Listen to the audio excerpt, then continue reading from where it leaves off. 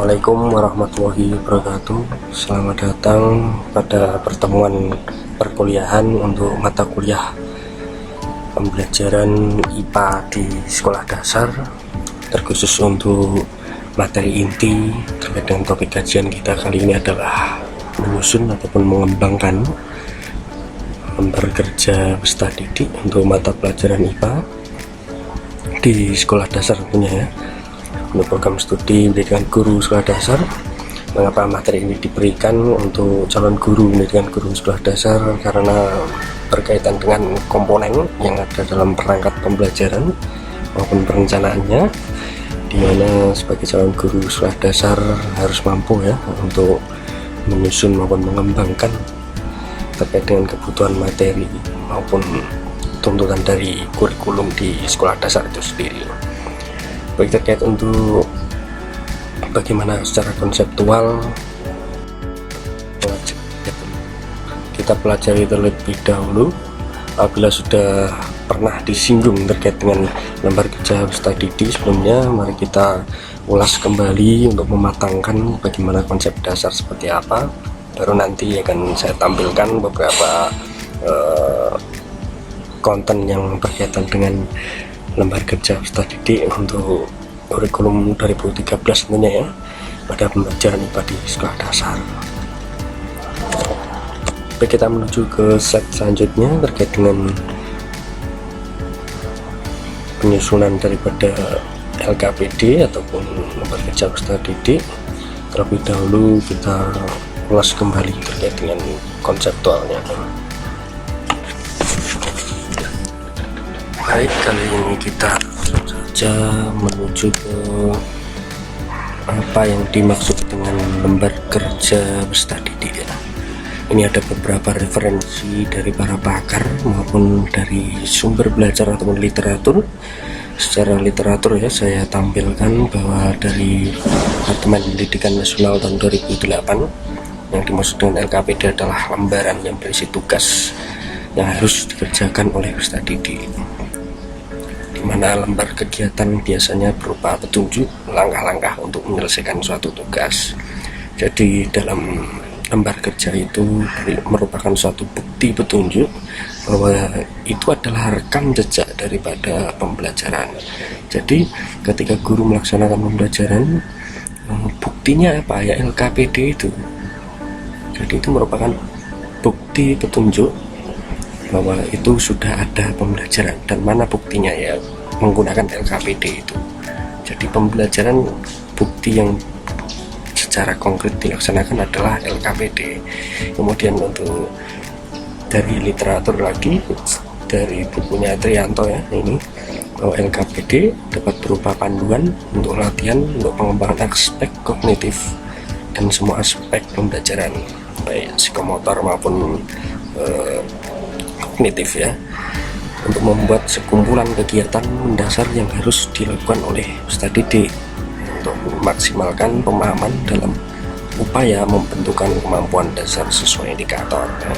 Jadi tujuan pembelajaran yang dianalisa oleh guru sebelumnya untuk menyusun LKPD harus disesuaikan dengan indikator yang ada dalam rencana pelaksanaan pembelajaran dan diaplikasikan untuk menjadi sebuah tuntunan perencanaan tugas seperti LKPD itu. Nah, itu dari dua literatur. Kemudian yang ketiga dari bukunya Andi Prastowo ya, tentang pembelajaran kurikulum 2013 tahun 2015. Ini adalah memuat pengertian bahwa LKPD merupakan suatu bahan ajar cetak berupa lembaran-lembaran kertas yang berisi materi. Beliau merumuskan seperti itu. Memang kebanyakan LKPD disusun menggunakan lembar kertas, namun tidak memungkiri bahwa LKPD dapat dikembangkan dengan bentuk yang lain, bisa berupa digital dan sebagainya. Itu dari Prastowo ya. Kemudian untuk LKPD pengertian dari bukunya Rohman ya, tahun 2013 bahwa LKPD ada student activity, merupakan serangkaian petunjuk dan hasil rekam jejak. Ini yang saya maksud tadi. Memang itu merupakan hal yang paling pokok bahwa bukti pembelajaran itu adalah adanya lembar kerja. Jadi itu wajib dilakukan oleh guru untuk menggambarkan proses secara faktual ya, dan hasil kegiatan mengajar dan belajar. Nah, itu merupakan pengertian dari LKPD. Kalian bisa rumuskan secara inti.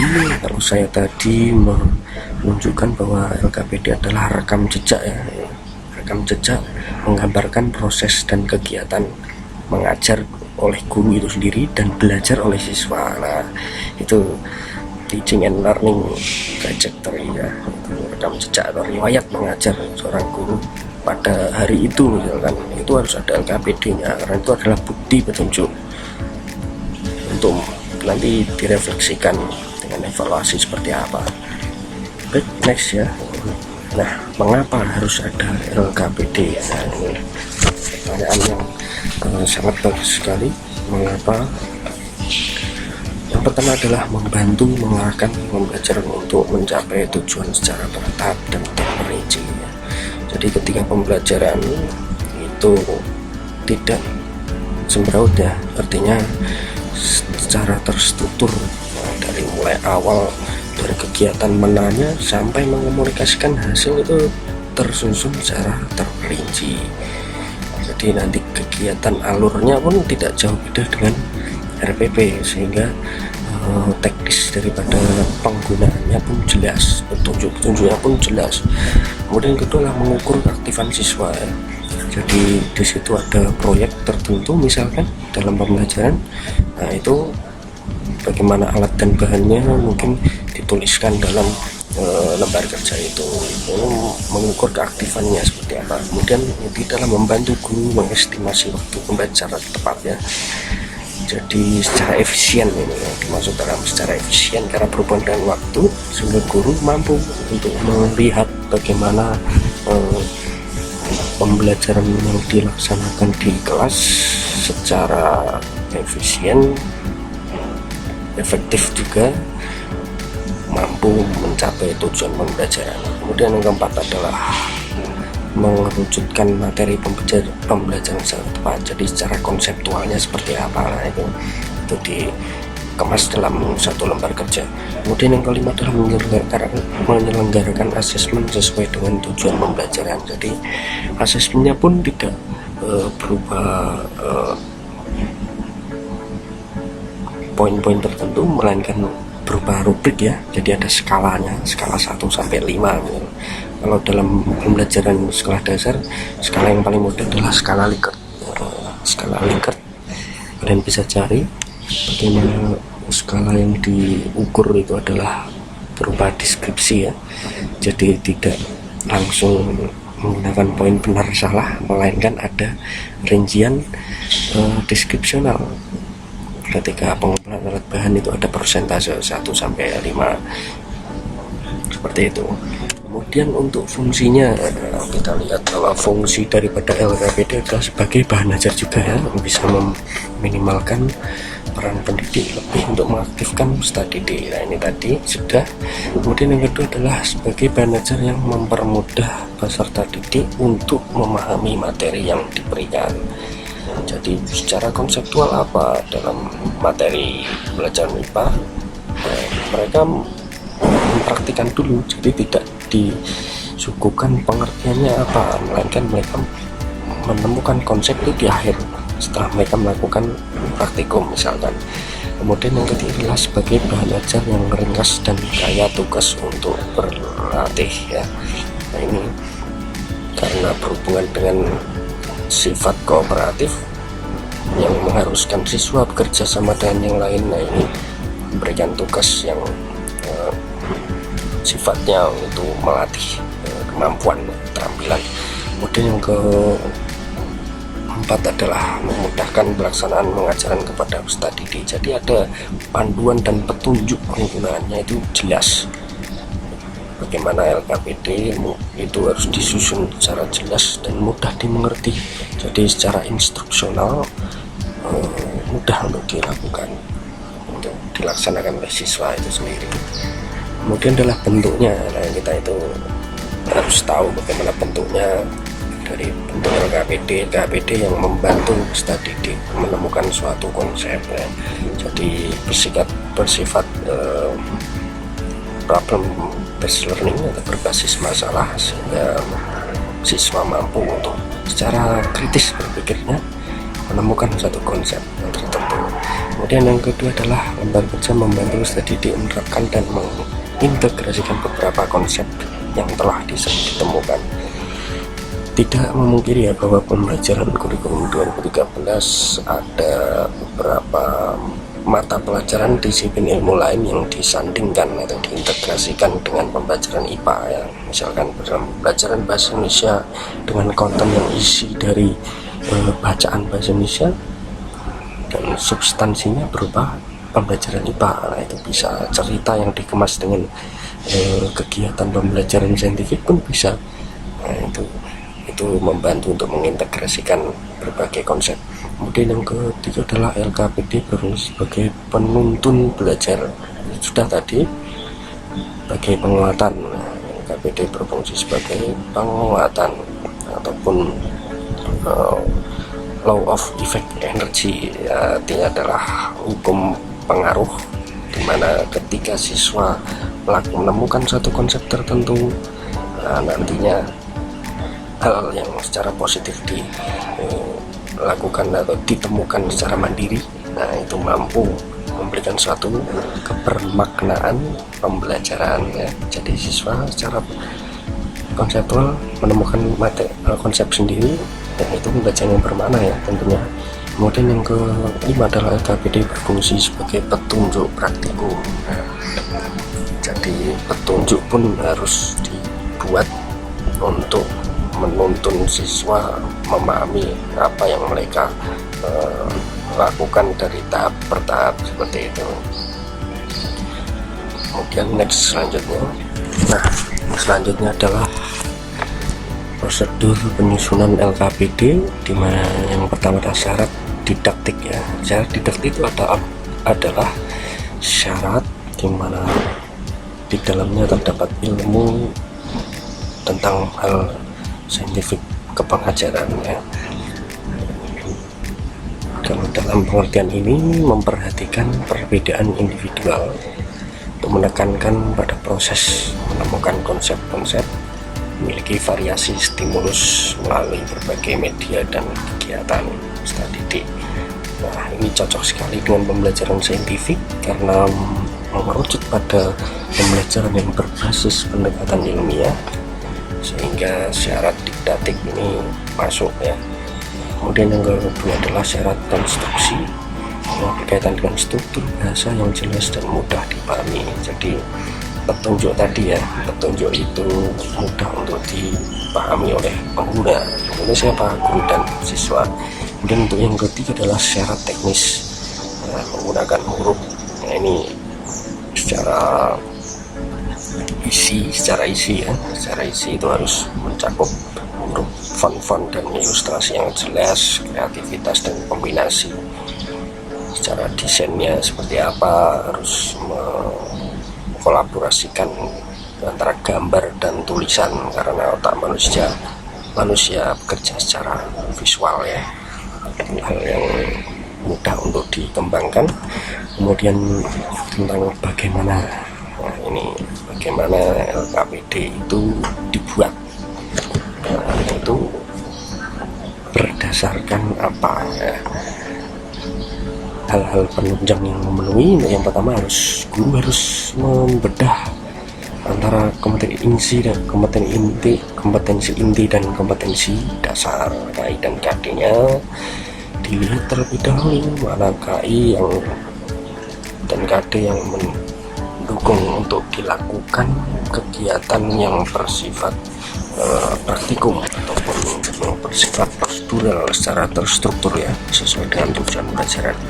Jadi tidak semua materi mampu dilaksanakan untuk menggunakan praktikum semua, bisa berupa analisa seperti itu. Jadi LKPD tidak melulu satu praktikum ya, tapi berupa analisa secara literal. Itu masuk kepada LKPD juga karena analisa yang berupa literal itu sendiri, menemukan studi pustaka itu seperti apa, itu harus dipertimbangkan terkait dengan kompetensi dasar. Kemudian itu menentukan pokok materi ya. Pokok materi ini berhubungan dengan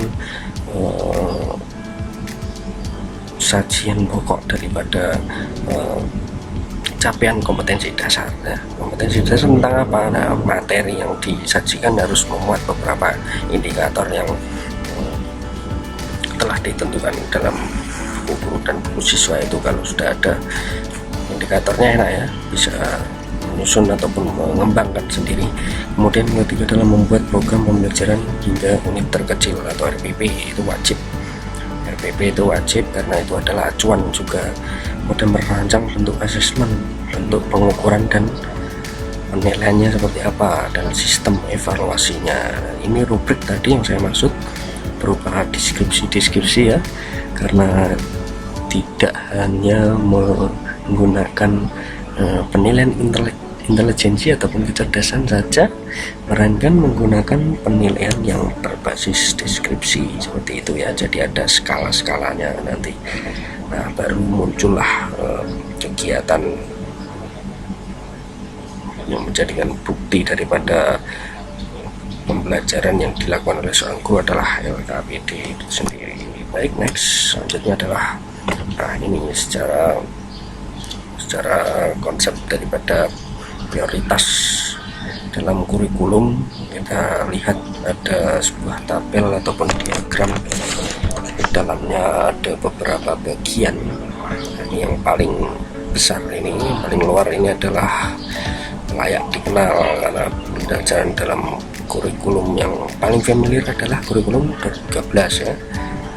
Kemudian di dalamnya ada apa? Nah, ini penting diketahui dan dilakukan karena pembelajaran kurikulum 2013 mengedepankan dari segi sikap terlebih dahulu, kemudian pengetahuan baru keterampilan. Nah, itu penting dengan kaitannya tidak melulu dengan pembelajaran saintifik saja, melainkan ada pendekatan untuk penguatan pendidikan karakter harus dikedepankan karena berkaitan dengan nilai moral dan lain-lain.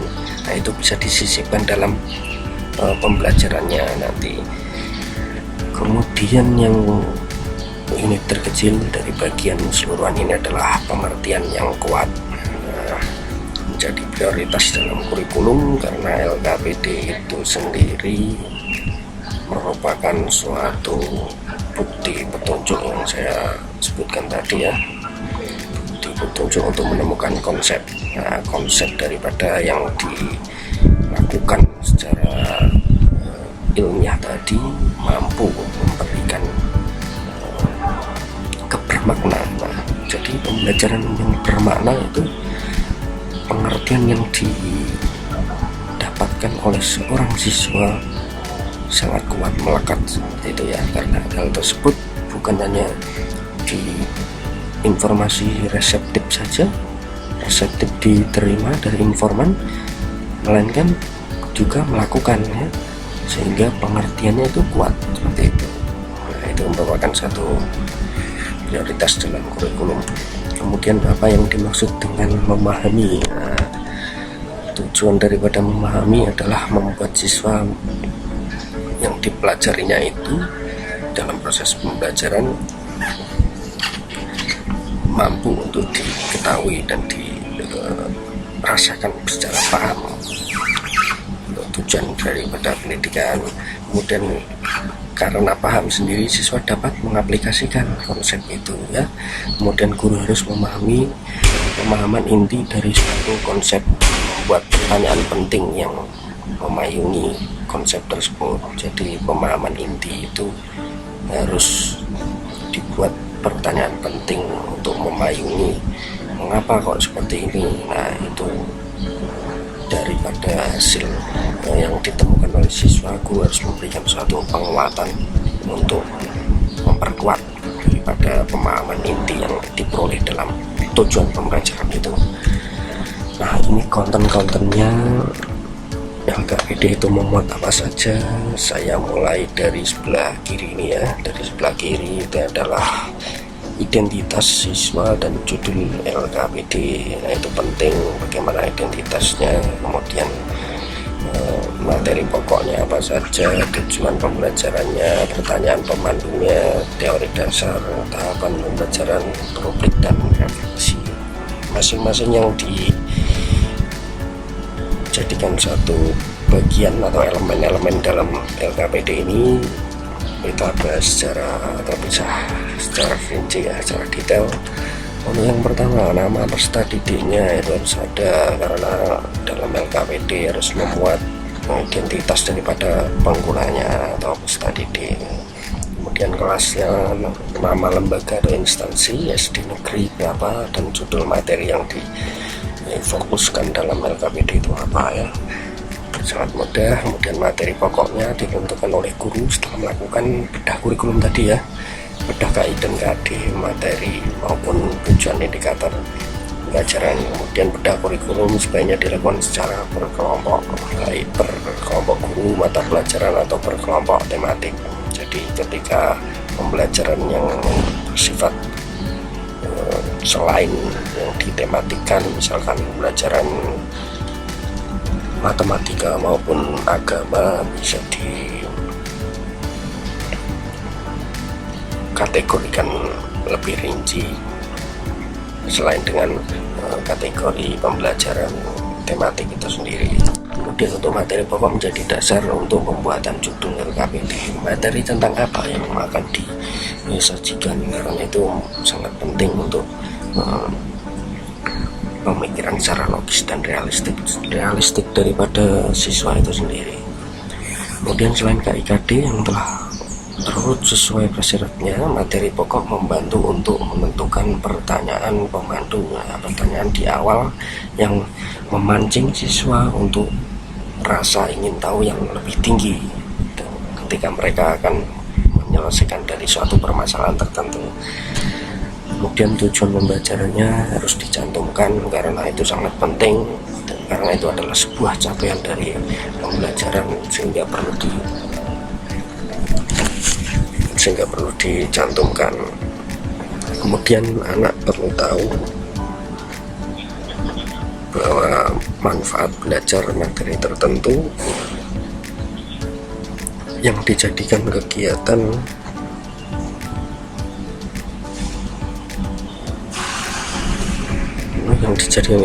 sebagaimana tercantum dalam LKPD. Nah, anak harus tahu manfaat dari apa yang mereka pelajari terkait dengan materi inti tadi. Kemudian disesuaikan dalam kedalaman materinya sehingga waktunya efisien dan pembelajarannya efektif ya.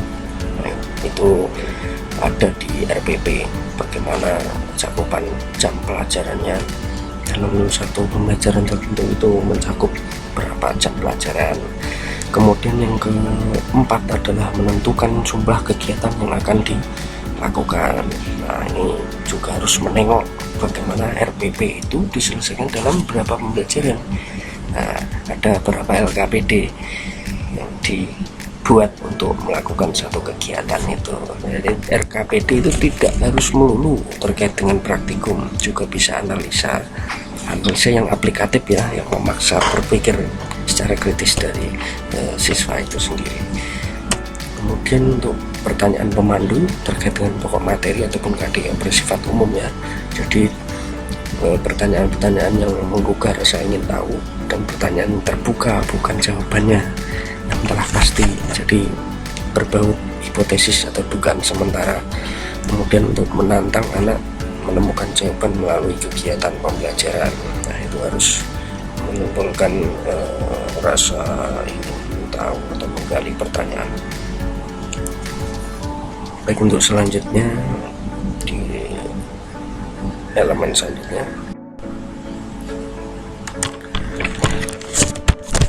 baik ini untuk tahap-tahap pembelajarannya, tahap dalam lembar kerjanya ya. Yang dimaksud adalah untuk yang pertama kita lihat bahwa hal yang paling sederhana itu perlu, karena misalkan berhubungan dengan proyek pembelajaran di kelas, atau project based learning dalam pembelajaran PJBL.